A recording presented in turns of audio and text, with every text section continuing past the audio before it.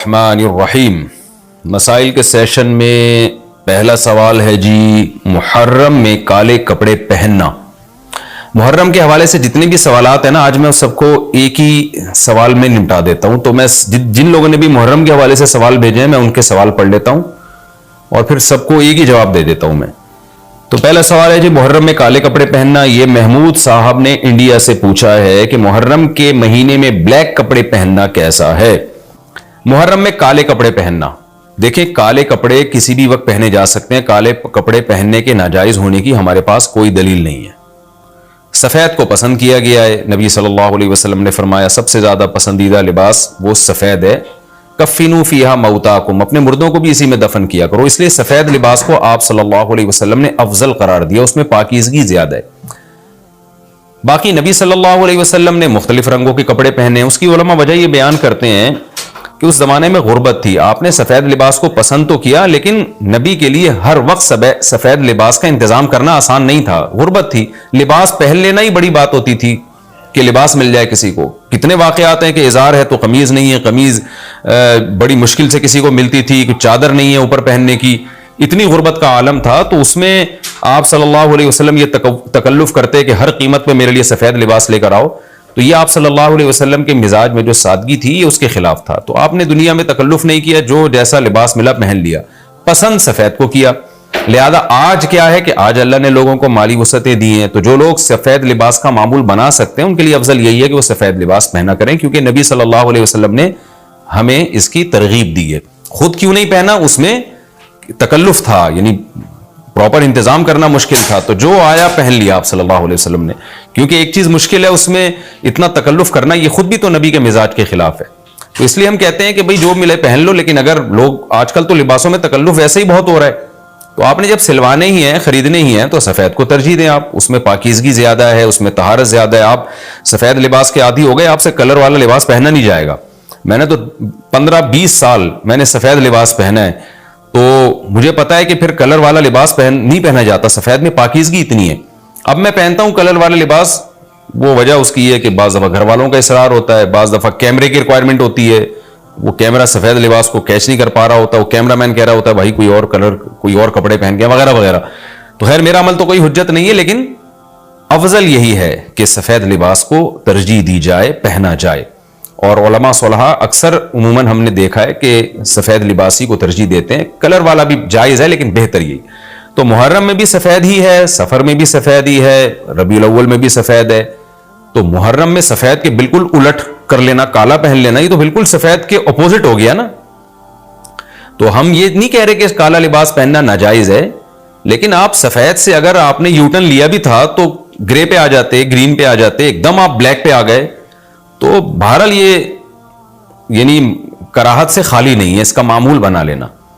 تو ناجائز میں نہیں کہہ رہا، تھوڑا سا ناپسندیدہ ہے کہ آپ سنت پر عمل نہیں کر رہے تو سنت کے بالکل اگینسٹ تو نہ جائیں نا آپ، یعنی بالکل ہی کالا پہن لیں تو بالکل اس کے اپوزٹ ہے۔ جائز ہے کالا پہننا بھی، لیکن بہتر بہرحال نہیں ہے۔ اور محرم میں کالا پہننا تو ہماری رائے میں بالکل ناجائز ہے، کیونکہ یہ شیعہ حضرات کی اپنی ایک رائے ہے، ان کی اپنی ایک دلیل ہے، ان کا اپنا ایک کانسیپٹ ہے۔ وہ یہ ہے کہ محرم میں حضرت حسین شہید ہوئے تھے تو ایک بڑے غم کی بات تھی، تو ہم غم منانے کے لیے کالا کپڑا پہنتے ہیں۔ تو ان کا مسلک ہے، وہ جیسے مسلک پہ اپنے عمل کرنا چاہیں وہ اللہ کے سامنے جواب دہ ہوں گے۔ ہم کسی کے مسلک پہ طنز نہیں کر رہے، ہم کوئی فرقواریت اور تشدد کی بات کرنا مناسب نہیں ہے، ملکی حالات اس کے متحمل نہیں ہیں۔ لیکن میں اہل سنت والجماعت حضرات سے کہتا ہوں کہ آپ یہ فیصلہ کریں بھائی، آپ یا تو پورے شیعہ ہو جائیں یا پورے سنی ہو جائیں۔ تو اگر آپ اہل سنت والجماعت کو فالو کرتے ہیں، اور اہل سنت والجماعت کے ہاں جو قرآن اور حدیث اور صحابہ یہ حجت ہے، تو ہمیں تو قرآن و حدیث میں کہیں بھی نہیں ملتا کہ غم میں تم کالے کپڑے پہنو یا غموں کو مناؤ۔ قرآن میں کیا ہے؟ الذین اذا اصابتہم مصیبۃ قالوا انا للہ وانا الیہ راجعون۔ اہل ایمان کو جب کوئی مصیبت پہنچتی ہے تو وہ کہتے ہیں ہم اللہ ہی کے لیے ہیں اور ہم نے اللہ ہی کی طرف لوٹ کر جانا ہے، وہ صبر کرتے ہیں۔ حضرت حسین رضی اللہ تعالیٰ عنہ کی شہادت یہ بہت بڑا غم ہے، بہت بڑا غم ہے، لیکن اس غم کو ہر سال منانا، اس کے لیے شرعی دلیل کی ضرورت ہے۔ اہل بیت کی تعلیمات کو فالو کیا جائے گا، آپ کسی کی محبت میں اس کی تعلیمات کو نہیں توڑ سکتے۔ اہل بیت کی بھی یہی تعلیمات ہیں کہ صبر سے کام لینا چاہیے ہمیں، اور غم منانا بھی اگر کسی کا ہونا، جیسے آپ کے والد کا انتقال ہو گیا، تو اس میں بھی شریعت آپ کو اجازت نہیں دیتی کہ آپ کالے کپڑے پہنے غم منانے کے لیے، بلکہ اس میں بھی شریعت کیا کہتی ہے کہ غم پہ صبر کریں، جو آنسو آپ روک سکتے ہیں اس کو بہائیں نہیں، اور صبر کریں، تو غیر یعنی اختیاری طور پر جو آپ کو رونا آ رہا ہے وہ معاف ہے۔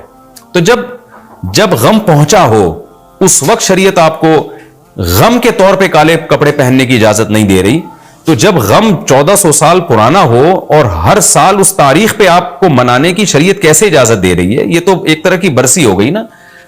نبی صلی اللہ علیہ وسلم کے وفات سے بڑا غم کوئی اس امت کو ہوگا؟ ربیع الاول میں آپ صلی اللہ علیہ وسلم کی وفات ہوئی، لیکن ربیع الاول ہر سال آتا تھا، صحابہ، تابعین، تبع تابعین، خود اہل بیت کیا اس ربیع الاول میں کوئی غم مناتے تھے؟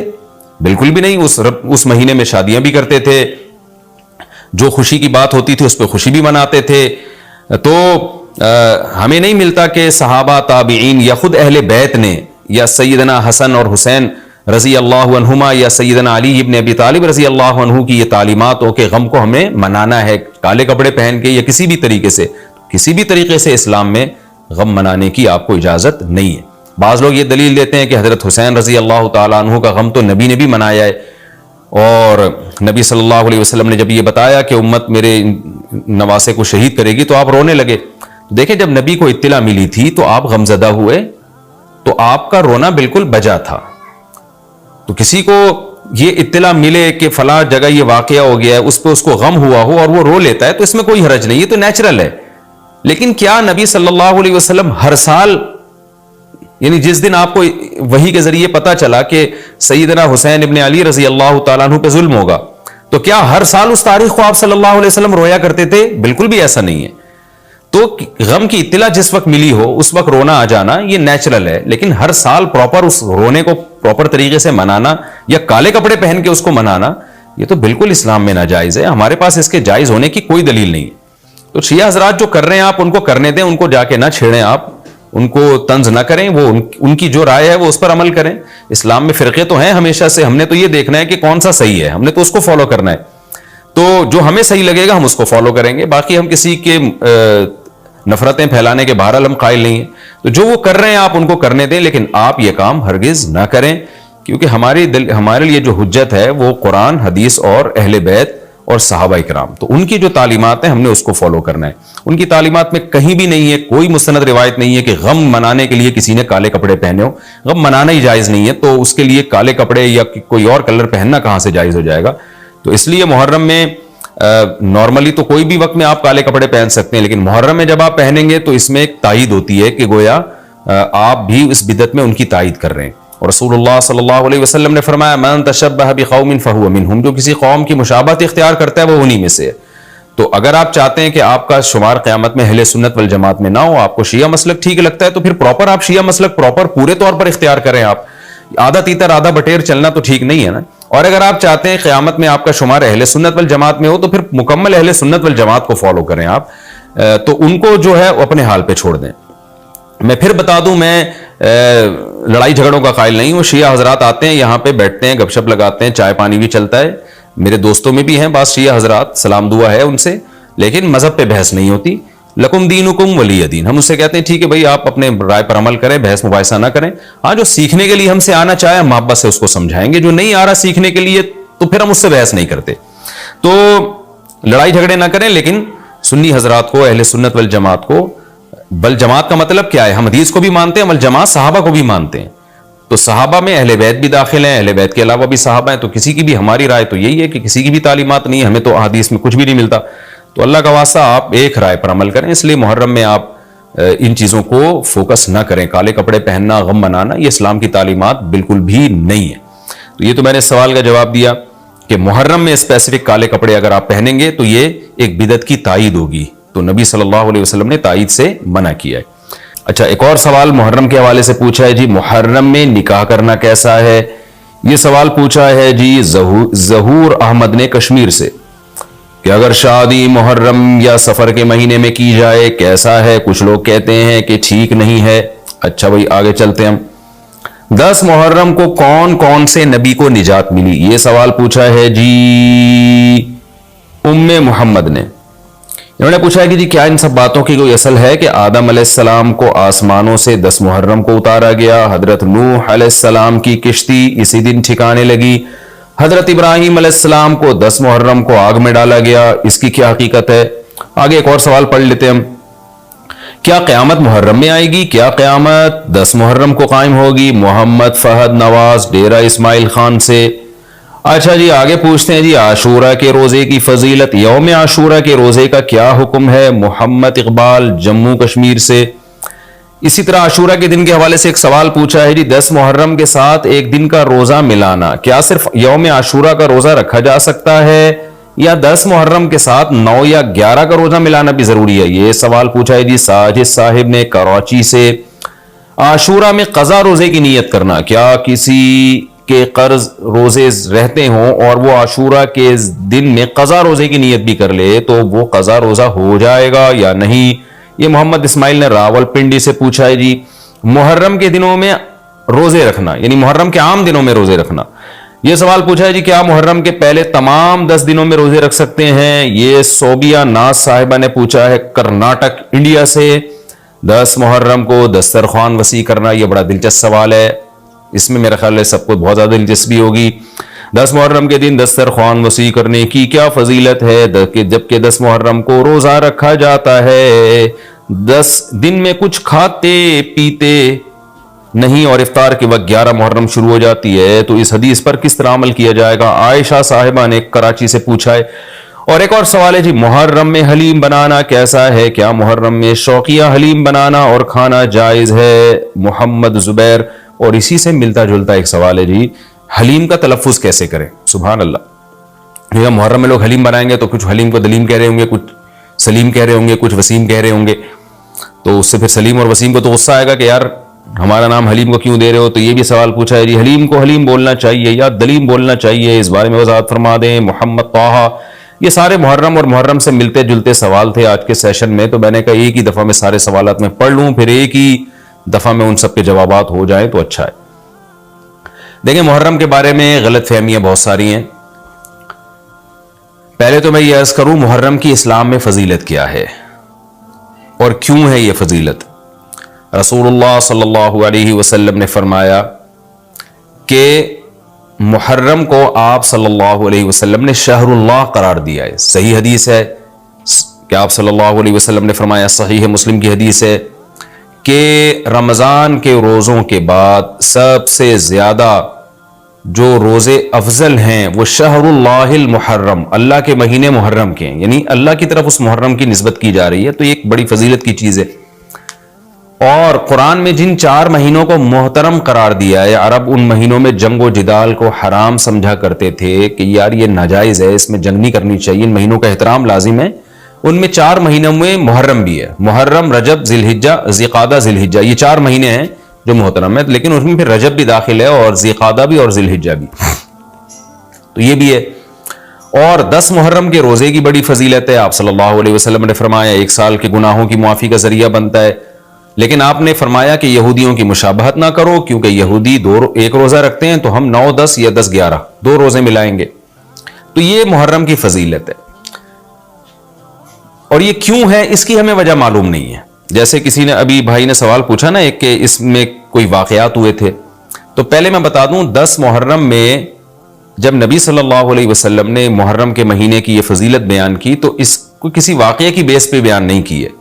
اس بارے میں جتنے واقعات ہمارے پاس منقول ہیں کہ آدم علیہ السلام جنت سے زمین پہ آئے تھے، یا قیامت آئے گی اس دن، یا یہ کہ اور پتہ نہیں کیا کیا ابراہیم علیہ السلام کو آگ میں ڈالا گیا، یہ سب من گھڑت ہیں، اس کی کوئی حقیقت نہیں ہے، موضوع روایتیں۔ البتہ اس دن موسیٰ علیہ السلام اور بنی اسرائیل کو فرعون سے نجات ملی تھی، اس بارے میں روایت سندن بہتر ہے، یعنی اس کو مستند روایت کہا جا سکتا ہے۔ تو وہ یہ کہا جا سکتا ہے کہ 10 محرم کو موسیٰ علیہ السلام اور بنی اسرائیل کو اللہ نے فرعون سے نجات دی تھی، اسی بیس پہ یہودی روزہ رکھا کرتے تھے اس دن۔ تو یہ روایت کے علاوہ باقی جتنے بھی واقعات ہیں سب من گھڑت ہیں۔ باقی حضرت حسین رضی اللہ تعالی عنہ کو جو کربلا میں شہادت ملی ہے، وہ تو 10 محرم، وہ تو فضیلت تو اسلام میں پہلے سے تھی، تو حضرت حسین رضی اللہ تعالیٰ عنہ کا واقعہ تو بعد میں ہوا ہے، تو اس سے حضرت حسین کی شہادت کو اور فضیلت مل گئی کہ آپ کو ایک مقدس دن میں اللہ تعالیٰ نے شہادت عطا فرمائی ہے۔ اسی میں ایک سوال ہے جی، محرم میں نکاح کرنا کیسا ہے؟ یہ سوال بھی ظہور احمد نے کشمیر سے پوچھا ہے۔ محرم میں نکاح کرنا بھی جائز ہے، بلکہ ہمارے مسلک کے مطابق باعث برکت ہے، کیونکہ محرم کو اللہ کے نبی نے محترم قرار دیا ہے، جو قابل احترام مہینہ ہے تو مقدس ہے، تو مقدس مہینے میں عبادت کا ثواب بھی زیادہ ہوتا ہے، اور نکاح بھی شریعت میں عبادت ہے۔ نکاح کیسے عبادت ہے؟ شریعت نے نکاح میں عبادت کا رنگ ڈال دیا ہے۔ دیکھیں آپ کہ نکاح ایک معاملہ ہے، لیکن اس سے پہلے خطبہ بھی ہوتا ہے۔ خطبہ جمعے کی نماز سے پہلے ہوتا ہے، خطبہ عید کی نماز سے پہلے ہوتا ہے، خطبہ استسقاء کی نماز سے پہلے ہوتا ہے، خطبہ حج میں ہوتا ہے۔ یہ ساری عبادتیں ہیں نا جس میں خطبہ ہے، لیکن اسلام نے کیا کہا؟ نکاح سے پہلے بھی خطبہ ہوگا۔ اس کا مطلب اسلام نکاح کو عبادت قرار دے رہا ہے، نکاح میں عبادت کا رنگ بھر رہا ہے۔ تو عبادتیں تو مقدس مہینے میں زیادہ ثواب ہوتا ہے ان میں۔ تبھی آپ دیکھیں نبی صلی اللہ علیہ وسلم نے فرمایا رمضان کے بعد سب سے زیادہ روزوں کا ثواب محرم میں ملتا ہے، کیوں؟ مقدس ہے نا، تو عبادت کا ثواب بڑھ گیا اس میں۔ تو اس حدیث سے صاف ہمیں پتہ چلتا ہے کہ اگر کوئی محرم میں اس نیت سے نکاح کرتا ہے کہ مقدس مہینہ ہے، تو اس میں عبادت کا ثواب بڑھ جائے گا، اور اس میں انشاءاللہ اللہ سے امید کی جا سکتی ہے کہ خیر و برکت زیادہ ہوگی۔ تو اس کو منحوس سمجھنا جائز نہیں ہے۔ اگر آپ کہتے ہیں اس مہینے میں چونکہ حضرت حسین رضی اللہ تعالیٰ عنہ کی شہادت ہوئی ہے اس لیے منحوس ہے، تو یہ غلط ہے۔ ایک تو ہماری نظر میں شہادت ایک بہت مقدس مقام ہے، اس کی وجہ سے کوئی مہینہ منحوس نہیں ہو سکتا، مقدس تو ہو سکتا ہے، منحوس نہیں ہو سکتا۔